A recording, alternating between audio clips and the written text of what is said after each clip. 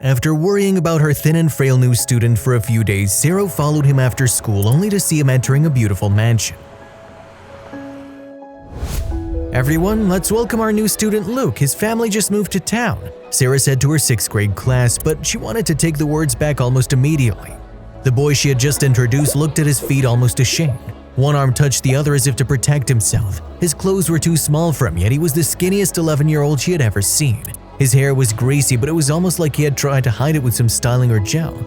"Hello," Luke said, his voice barely a whisper. "I can't hear you," one of the kids in her class yelled. "Hey Andrew, that's rude." "Luke?" Sarah turned to him gently. "Can you tell the class something about yourself?" "I'm Luke, I'm 11. I like soccer and cartoons. Can I sit down now?" he said a little louder but still timid. "Yes, go ahead." Sarah nodded and watched him reach the empty desk. "I have to stop doing these introductions. Some kids simply don't want to be in front of the class on their first day," she thought as she started her lesson. Despite his shyness, Luke proved to be brilliant. He raised his hand and answered questions readily.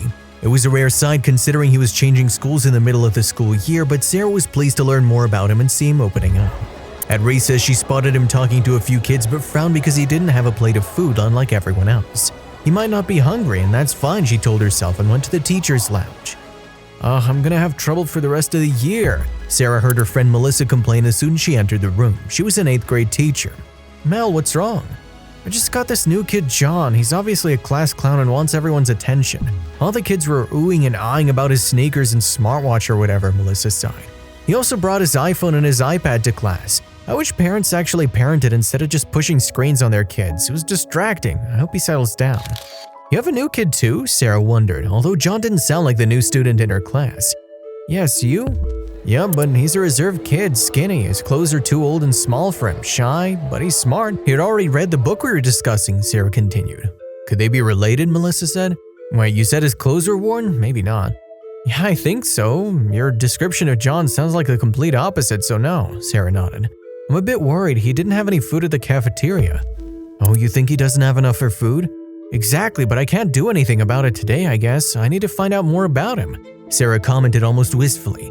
"You're a good teacher, Sarah. You care about people," Melissa expressed, hugging her friend's side. "Maybe I'd be better off if I didn't care at all," she half-joked. "You're doing a great job. Here and at home, Sarah, things will get better, sweetheart," Melissa said thoughtfully, looking at her new friend with nothing but kindness. She knew about Sarah's situation at home and how hard she was working to care for her husband, Walter.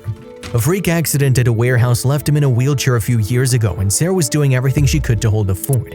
Walter was now working from home, but they struggled with medical debt still.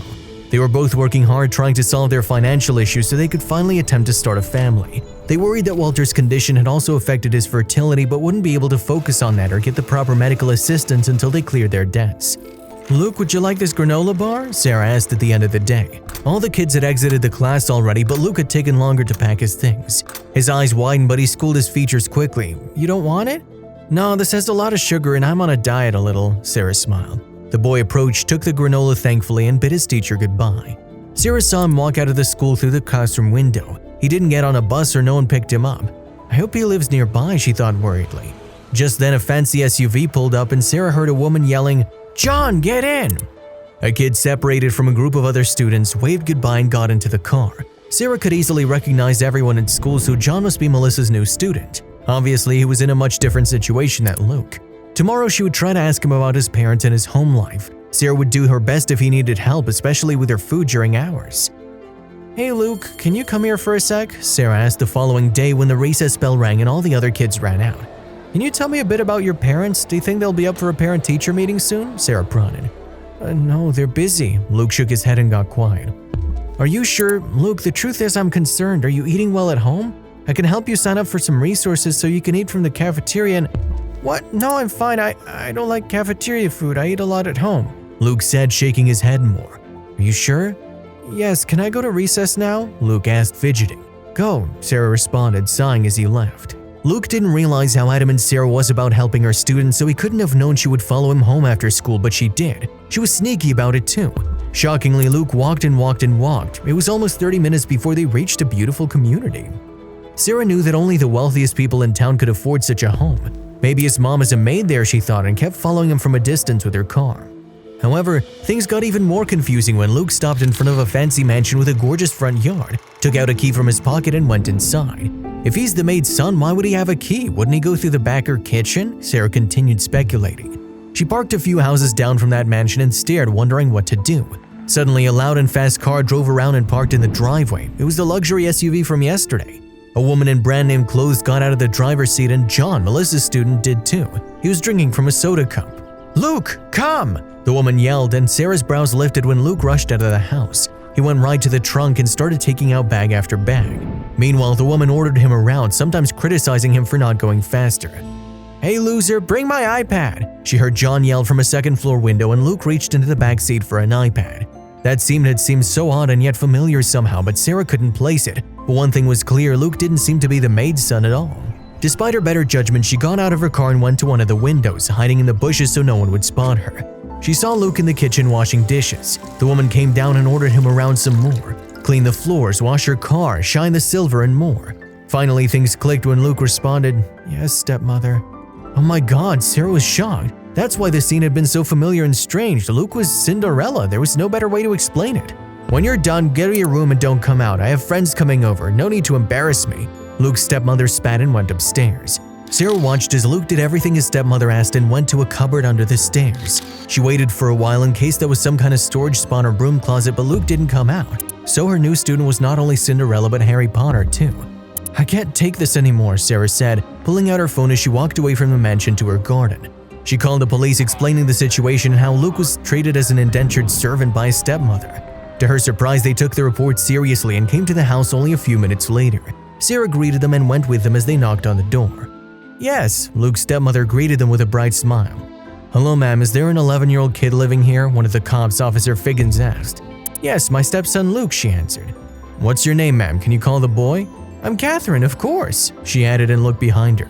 A sweet voice called, "Luke!" Sarah rolled her eyes, but Luke didn't come out of her cupboard. He was in the kitchen and his eyes flared as he noticed the cops and Sarah at the front door. "Ma'am, we've received a report that you're mistreating this kid like a servant in your house. We have to take these things seriously. Can we look around?" another cop, Officer Mullins, stated. "What? That's crazy. Luke has some chores just to teach him responsibility, but he's not a servant." Catherine scoffed, but she was sweet as pie to everyone. "But please come in." The cops entered and Sarah saw Catherine acting like the most gracious host, smiling and answering their questions easily. Her husband Luke's father had died about 6 months ago. She decided to move to this town and had custody of her stepson because they had no other family. "He's my son too. John is upstairs blasting his music." Catherine finished, tilting her head like a beauty queen. Sarah knew the cops were eating her act up. "Where's your stepson's room?" Officer Figgins asked. This was it. Sarah had reported that part and he knew the cops would start to see through her lies once they saw the room. "Sure, let's go upstairs." Catherine waved for them to follow. She led them to a big room with a huge bed. "Luke hasn't had time to decorate, but this is his room, right?" They all looked at Luke and Sarah pleaded for him to say something, but he smiled tightly and nodded. "Sorry, he's a little shy and it only got worse after his father died. I've been looking for a therapist, but we're still getting used to this new town," Catherine added. "Is that it, officers?" "I guess it is, miss. I don't think the situation is what you thought." Officer Mullins turned to Sarah. "She's lying," Sarah said, but her words rang empty. Officer Figgins knelt and looked directly at the 11-year-old. "Son, is there something you want to tell us? Is everything all right with your stepmom?" Luke nodded. They exited the mansion and the cops told Sarah that nothing seemed wrong in that house. She had no evidence of her reports either, so they couldn't do anything. "Thank you for coming so quickly. Maybe I misjudged the situation," Sarah told them. Luckily, the cops didn't blame her and left. Sarah got in her car and banged her head gently on the steering wheel. She'd have to find another way to help Luke. "Sarah, I can't believe you'd do this. You'd been here for 10 years. Are you insane?" The principal, Mr. Garrison, shouted. "That woman is threatening to sue the school and you. I have no choice, Sarah. Either find a way to apologize or I'll have to fire you." Sarah had no idea that her concerns would uproot her world in such a way. Apparently, Catherine had already called her lawyers who contacted the school, and she was willing to take things further to the Board of Education in their state. If she did that, Sarah wouldn't be able to teach again. She couldn't lose her job. Her husband didn't make enough money working from home to sustain them. They also had rent, food, medical debt, and more to think of, so she exited Mr. Garrison's office almost in a trance and went to the teacher's lounge. Melissa already knew everything. "Sarah, there's only one thing you can do. Beg that woman for forgiveness." "My friend, I know you didn't lie about what you saw, but this is your life," she begged. Sarah didn't want to apologize to that horrible woman who literally Aunt Petunia and evil stepmother put together. But what else could she do? She was about to lose everything. So she climbed into her car and drove to Luke's house after school. With her metaphorical tail between her legs, Sarah rang the doorbell. "Ah, if it isn't the crazy teacher who wanted to get me in trouble," Catherine laughed, swinging the door wide open. "If you think I'm going back on my lawsuit, think again. I'm gonna ruin your whole life. What I do in this house is none of your business." "Please, ma'am, I'm so sorry. I can't lose my job. My husband's disabled and we have medical bills to pay and our—" "I don't care," Catherine yelled, cackling as well. "Your stupid minimum wage problems aren't my business. You'll never work in this school district or hell, this state again when I'm done." "Miss, call the police again," a voice came from behind Catherine. "I'll tell them everything." "Shut up, you idiot. Go back to work or you won't eat again for 3 days," Catherine yelled at Luke. "Go away, lady. Don't come back." Sarah felt the whoosh of air as the door slammed in her face. But instead of crying or breaking down, she smiled and called the cops again, asking specifically for Officer Figgins and Officer Mullins. "Well, that recording's not the most damning evidence, ma'am, but the boy's testimony is," Officer Mullins told her. Sarah had been more clever this time and had recorded the entire exchange. The cops heard how Catherine threatened to starve Luke for several days, which is considered abuse. Luke revealed everything. He talked about his father who had made a fortune in oil and real estate. Catherine had been nice to him until his father's death. Everything changed afterward. She didn't spend a dime on him, often refused to let him eat, and treated him like Cinderella. Therefore, Catherine was arrested. Luke was removed from her home by CPS. John had to leave too, although it was clear the woman didn't neglect her own son and spoiled him rotten. Unfortunately, Catherine paid bail and fought all the charges with her lawyers. She also fought to get John back and wanted nothing to do with Luke. Catherine couldn't continue her lawsuit against the school and Sarah because there was tangible evidence of her abuse. Hence, Mr. Garrison apologized and took back everything he said, so Sarah kept her job. All the teachers praised her for helping a child out of a bad situation. Luckily, Luke wouldn't have to return to her house. Instead, Sarah took him home, and after some time and a lot of paperwork, she and her husband became his official foster parents. Luke became a big part of their family almost immediately. He filled the empty space in their hearts and had much in common with Walter. Sarah was happier than ever, mainly because Luke made real friends at school, got straight A's, and gained weight at her house. Sarah and Walter were not wealthy like Luke's father, but the kid knew how much better off he was with them. He loved them for everything they gave him. Years later, he received a call from his lawyer. His father had left him most of his fortune, but it was so vast that Catherine had no idea she only got about 15% of his estate.